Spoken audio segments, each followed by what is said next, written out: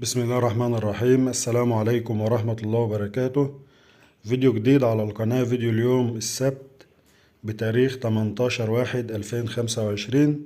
حابب تشترك في القناة؟ شرفني باشتراكك. من تحت الفيديو هتلاقي كلمة اشتراك، هتضغط عليها وتفعل الجرس، بكده يوصلك إشعار وقت تحميل الفيديو. هنتكلم في الفيديو عن أسعار الرز الشعير والرز الأبيض ومخلفات الرز. هنتكلم في الأسعار التنفيذية اللي بيتم التنفيذ بها فعليا في السوق. بالنسبة لأسعار الرز الأبيض اليوم، الأبيض العريض على جودة زيت وبخار وسوليتكس البضايع العالية، يتراوح سعر الطن من 27,800 ل28,000 للطن من أرض المضرب، وقد تزيد البضاعة أو تقل حسب نسب الكسر وحسب الجودة وحسب خدمة المضرب وحسب الاتفاق.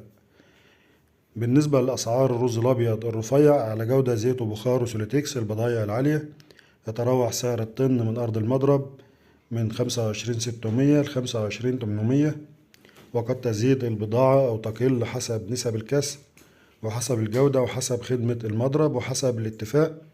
ده بالنسبة لسعر الرز الأبيض اليوم من أرض المضرب. بالنسبة لأسعار الرز الشعير اليوم، وصل للمضرب الشعير العريض وصل للمضرب معدلات كويسة في التصافي، تراوح سعر الطن من 17,800 إلى 18,000 للطن، وبتختلف الأسعار من مكان لآخر في حدود 100 أو 200 جنيه على حسب النولون وطريقة السداد.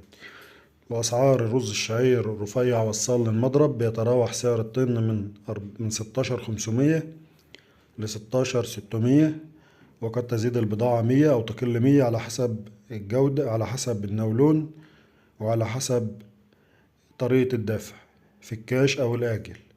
أسعار التحميل اللي تم التنفيذ بها اليوم من على أرضه، الشعير الرفيع 16,200 إلى 16,300 للطن، تنفيذ وتحميل اليوم من على أرضه في أكتر من مكان تم التنفيذ بالسعر ده.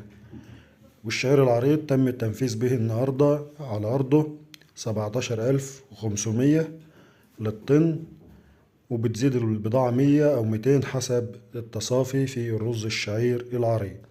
ده بالنسبة لسعر الرز الشعير اليوم.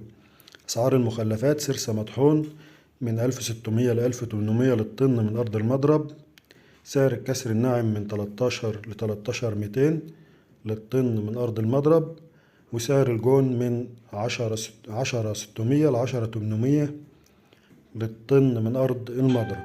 ده بالنسبة لأسعار الرز والمخلفات اليوم. والسلام عليكم ورحمة الله وبركاته.